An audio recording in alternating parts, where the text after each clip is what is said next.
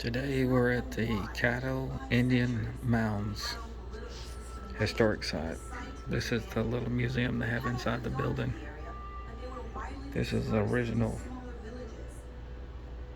poster they had in the other museum.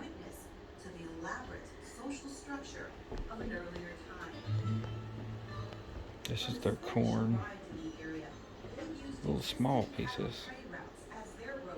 Here's where they grind it. There is several Caddo Indians that live in the area. And they're supposed to rebuild the hut, but they haven't done it yet.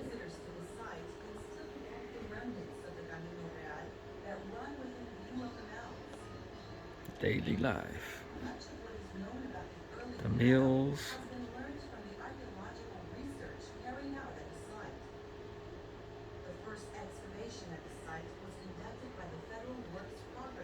Drum.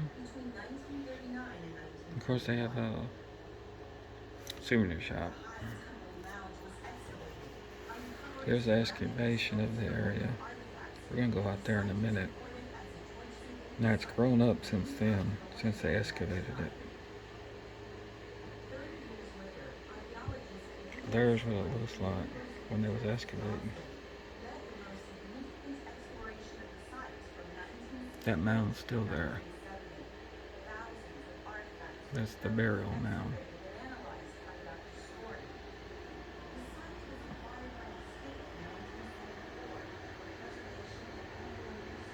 You put it on pause and read that if you want to. More recently, new information has been obtained about the village without digging by using a machine called a magnetometer, which employs sensors to measure the strength and direction of a magnetic anomaly beneath the ground surface. Train routes. Detect subtle changes in the Earth's magnetic field that are a result of human occupation. When we pull it across the site, we're able to use it to map some of the pottery.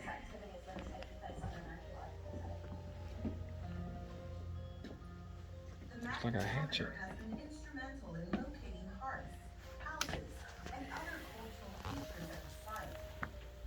This data, combined with aerial photography, has allowed archaeologists to generate a clearer idea about the size and density of this once thriving settlement.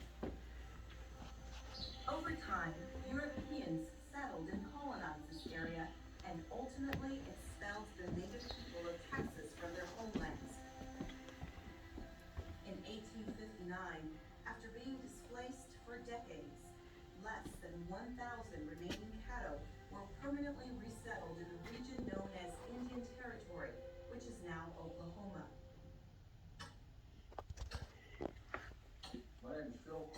And that's what it would look like inside the hut. I got in the hut before it got wiped out by the tornado. Of written historical records, elements of their culture have survived into the present. Cattle is a heritage festival. I just feel like I'm linked from very distant lands and culture to my current culture as I'm sitting here carving it. There's some shoes. Today, the Caddo Nation in Beaver, Oklahoma, works to preserve traditional Caddo practices.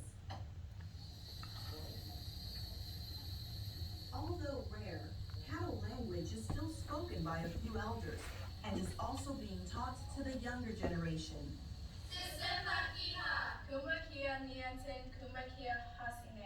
Hello, my name is Shoni. We are Caddo.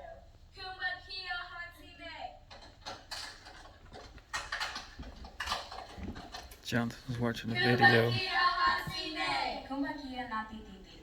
Nawi. Hello, my name is Naya. Welcome.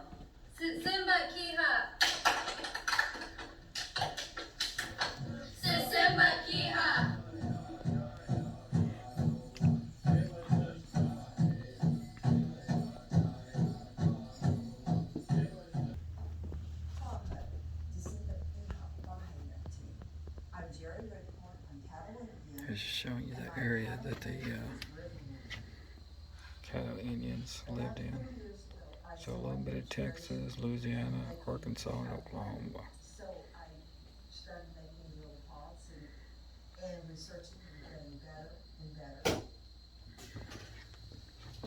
I would think, wow, it would be great if there was a whole village of cattle women here and we were sitting there talking and gossiping and making art.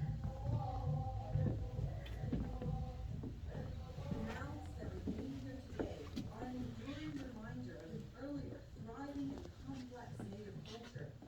They provide an opportunity to tell the story of people who lived, worked, and worshipped in this area centuries ago. It's part of the rich history of Texas.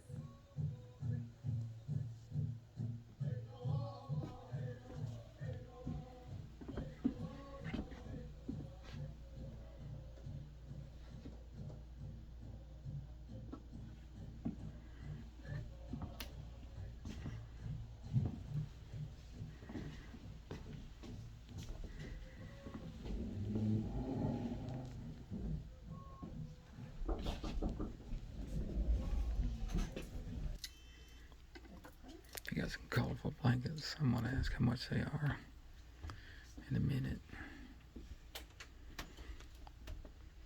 Got a whole stack of them over here. Find out how much those are. Get one. Got some wildflower seeds.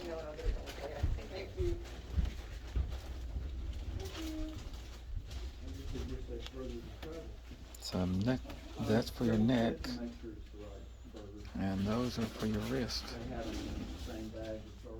Oh, I told him separate. Yes, perfect.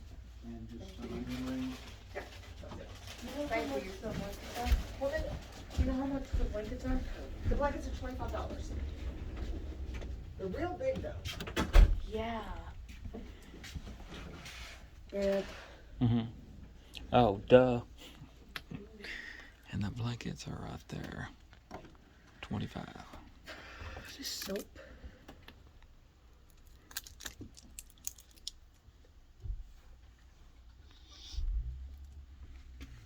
Can I get one?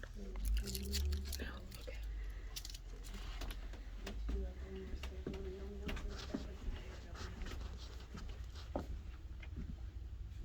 Okay, we'll go outside and look around, and we'll come back. We'll get us some things. And get you one of those, or one of those, or any of the bracelets or anything. Okay. Bows? Just these, right on. One of those little wood ones.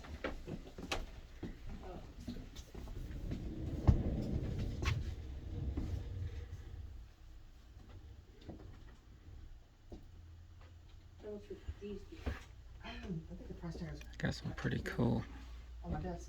coffee cups, It's attached right there. walking sticks. $9.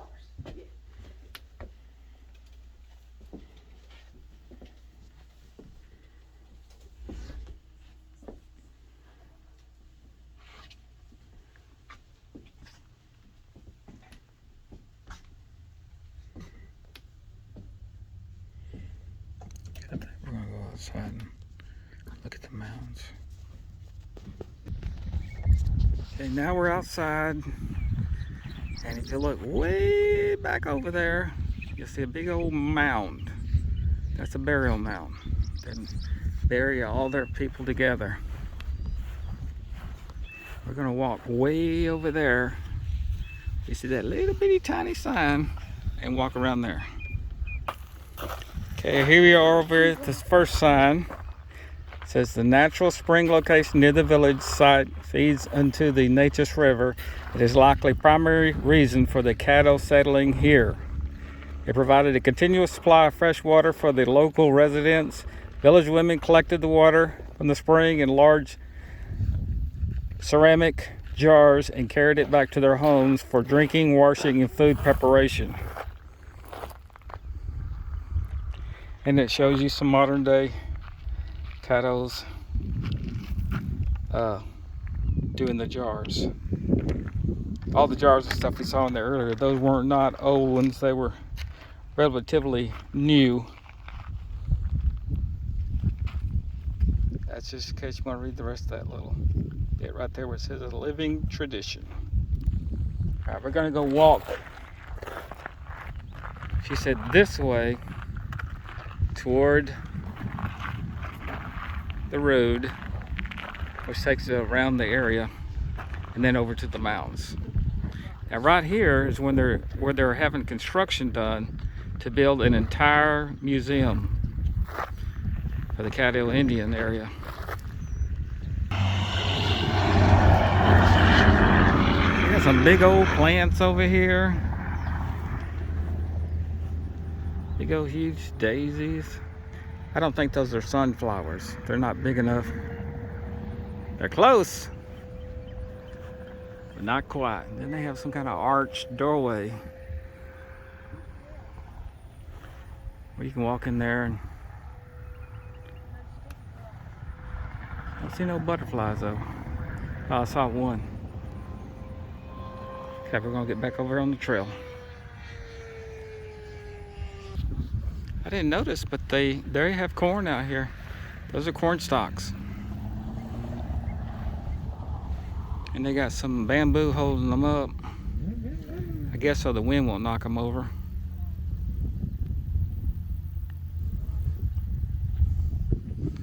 Got some more flowers. See there, way back in the back, you see another mound. That's another Indian burial mound.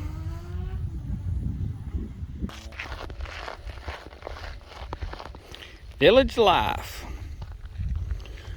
The village was surrounded by cattle mounds, divided into two distinct living areas, one for the spiritual, cultural leaders, and the other for the common villagers. That shows you a picture of it right there, what it would look like. You can see the corn right there in the middle.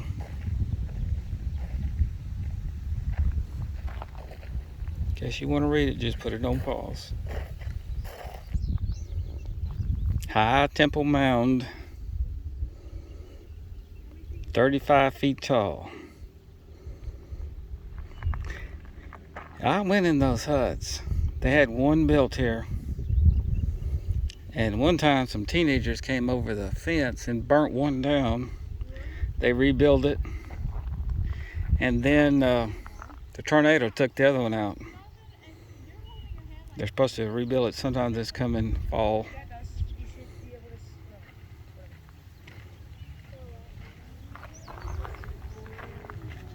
But I would have loved to have seen a whole community out here with all the huts. You got some big old flowers back there. See, this is going to show you a diagram of the area. There's the mound right there, which we're going to come to in a minute. It shows you where all they found stuff at.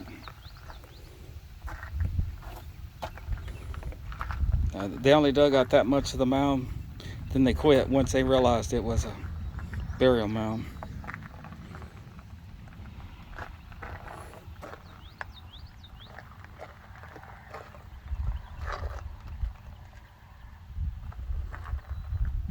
Pretty cool looking, I bet. But as you can see, this area is perfect for tornadoes because it's flat. And that's probably what caused that tornado to wipe out the other museum, but that's okay. We're gonna have a bigger and better one coming. Okay, there's our trail. We're gonna walk over to the next area. Now they do have areas for you to sit down and take a rest in case you get hot or tired. I don't know if I'd sit on those metal benches with the sun beaming down on them all day. Okay, we think we've come to the lake she was telling us about. We're gonna walk up there on that pier and find out. I hear a bunch of frogs. Borrow pit.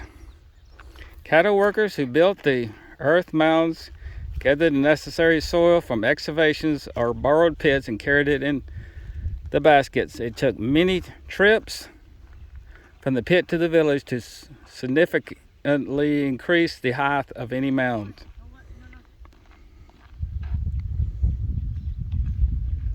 That's showing you how they make the baskets.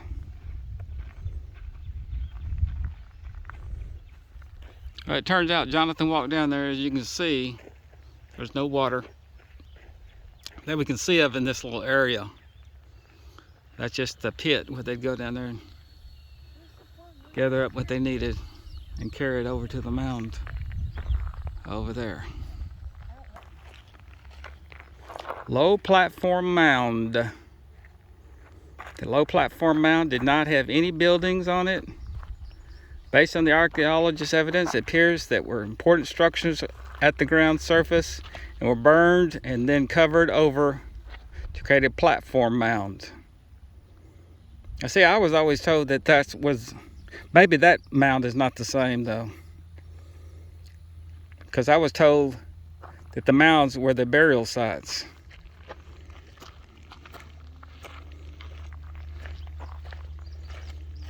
Community leadership. We'll find out once we get over exactly what the mound's all about. But there's a picture. It kind of looks like they're trying to form a temple of some sort. There's another rest area. Now that has a little bit of a shade on it, so it's not going to be hot like the other was. And there's the mound, which we're walking right over to. Jonathan is resting in one of the areas. As you can see, he looks beet red and hot. And take a good look at that sign. If you come here to visit, do not walk on the mound. Just like I thought, burial mound. That is what it's used for. And there it is. It's pretty big. It's probably 20 feet tall. Maybe a little bit further up. It says it contains around 90 bodies in the burial pits. And there's about 30 burial pits in this area. 1300 AD. It says 20 feet tall and about 90 feet in diameter around. When the village was abandoned, they began to excavate the area in 1939.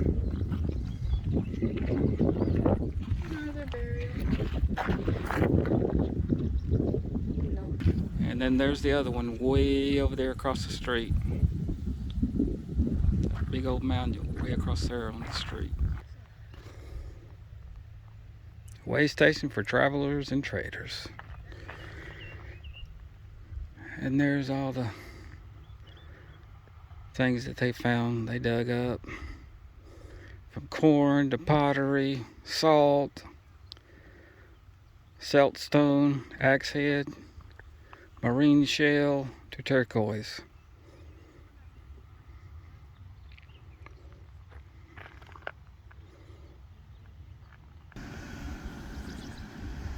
Now here is the thing that's got the museum inside of it. That's just temporary. The lady who runs it, I'm sure she lives right there in that house directly behind it. And she even offered for us to take the golf cart. Isn't that nice of her? Anyway, that's what it's going to look like.